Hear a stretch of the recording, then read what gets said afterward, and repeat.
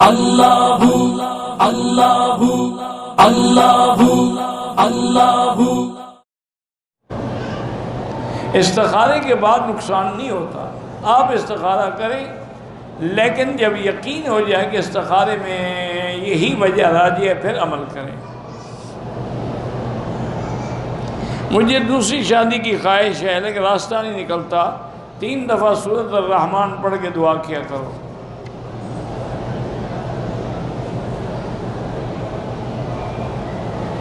ایک مکروہ شکل جانور ہے، اس کا گوشت جو ہے وہ درد کے لیے دوا کے طور پہ استعمال، وہ دوا کے لیے ہے تو جائز ہے۔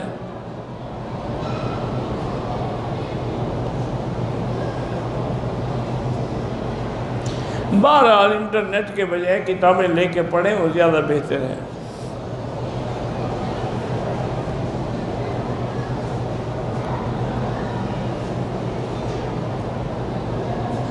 ایک انسان دھوکے باز بھی ہے، اس نے قتل بھی کیا تھا، لیکن اب وہ کہتا ہے میں توبہ کرتی ہوں۔ توبہ سے تو گناہ معاف ہو جاتے ہیں، باقی استخارہ کرو، استخارے میں خیر و شادی کرو اور نہ کرو۔ اگر کوئی آدمی امنے کی سفارش پہ نوکری حاصل کرے لیکن اس کی سند ہے، مستحق ہے، تو سفارش کو جرم تھوڑا ہے، اچھے کام میں سفارش کرنا جائز ہے۔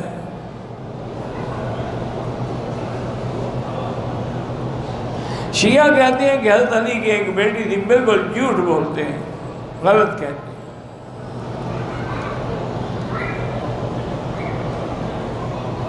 وہ تو ایک بیٹی کو شیعہ نہیں مانتے، تم الٹی بات لکھ رہی ہو۔ شیعہ حسن حسین کو مانتے ہیں لیکن بی بی ام کلثوم جو حضرت علی کی بیٹی ہے اس کو نہیں مانتے، حالانکہ وہ بھی حضرت علی کی بیٹی ہے اور بطن فاطمہ سے ہے۔ کیوں نہیں مانتے؟ کہ ان کی شادی ہوئی تھی حضرت عمر سے، اگر مانے تو حضرت عمر کو داماد ماننا پڑتا ہے۔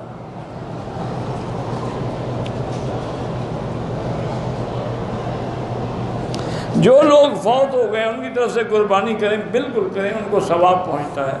قربانی کریں، قرآن پڑھ کے خود بخشیں، خود دعا کریں، طواف کریں، عمرہ کریں، حج کریں، یہ کرائے پہ نہ کر رہے ہیں، ثواب ہر حال میں ان کو ملتا ہے۔ اور ایک حدیث میں تو آتا ہے کہ جب ثواب پہنچتا ہے تو وہ خوش ہوتے ہیں، جیسے دنیا میں کسی کو آپ ہدیہ دیں تو وہ خوش ہوتا ہے۔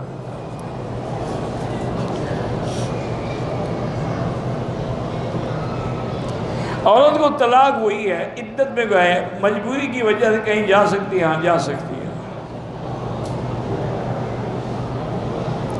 فرض نماز میں درود کے بعد جو قرآن میں دعا وہ مانگ سکتے ہیں،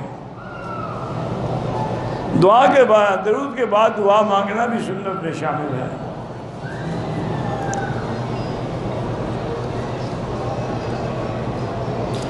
اگر کوئی انسان نیکی کرتا ہے تو دل میں فخر آتا ہے کہ میں نے یہ نیکی، دل میں آئے، ظاہر نہ کرے لوگوں پر تو کوئی بات نہیں، ورنہ ہر آدمی کو خوشی ہوتی ہے نیکی پر۔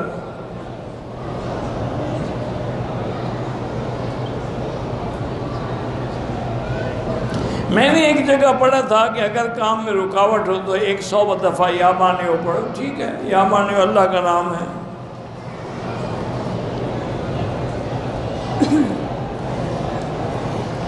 ایک اہل کتاب کہتا ہے کہ مسجد نبی اصحاب الکہف کی نماز، مسجد نبوی کہاں؟ مسجد نبی حضور دفن ہے، مجھے نہیں پتا ہم نے کیا لکھا ہے۔ میں پہلے تہجد پڑھتی تھی، اب آنکھ نہیں کھلتی، بہرحال عشاء کی نماز کے بعد تہجد پڑھ لیا کرو، تہجد سونے سے پہلے تہجد چھوڑو نہیں، پڑھو۔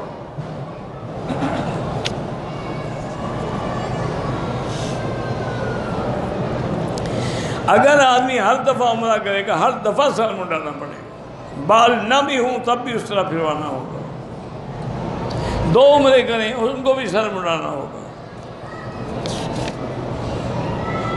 عمرے کرنے میں دم پڑ گیا ہے، یہاں نہیں دے سکتے، دم تو مکے میں دینا ہوگا، پاکستان نہیں دے سکتے، لیکن پاکستان سے پیسے بھیج کے یہاں دم کرا سکتے ہو۔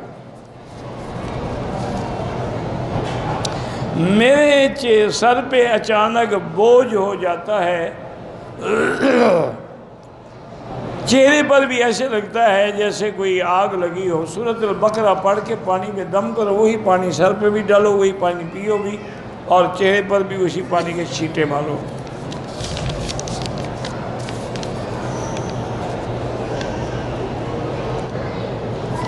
ثم استوى علی العرش کی کیفیت کا کوئی پتہ نہیں. کما یلیق بشانہ.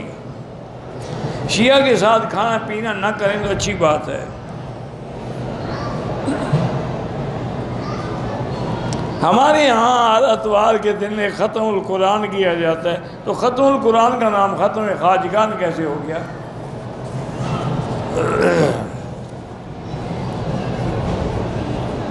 قبر پہ کھڑے ہو کے جنازہ پڑھ سکتے ہیں؟ ہاں پڑھ سکتے ہیں. چہرے اور ناک کے بال وضو کی حالت میں بھی اکھاڑ دیتا ہوں، کوئی بات نہیں، وضو رہتا ہے، وضو نہیں ٹوٹتا.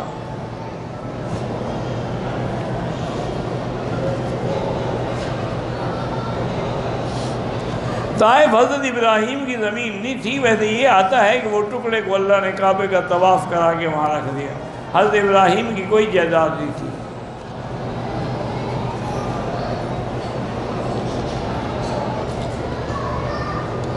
ہم سے بچیوں کے معنی یہی ہوتا ہے، بچیوں کی شادی. آخر کسی بچی کہتے ہیں آپ بچیوں کے لیے دعا مانگتے ہیں روز شادی کی، بچوں کے لیے نہیں مانگتے. تو بچیوں کی شادی کسی بچے سے ہوگی یا جن سے ہوگی؟ جب بچیوں کے لیے میں دعا کروں گا تو بچوں کی تو خود بغل ہوگی، ان کے ساتھ شادی ہوگی نا. بس بیٹھے ہوتے ہیں، کوئی نہ کوئی اعتراض تو کر رہا ہے نا. اللہ کی بندی بچیوں کی شادی کیس سے ہوگی؟ جس سے ہوگی تو ایک دعا میں دونوں کا کام بن گیا نا.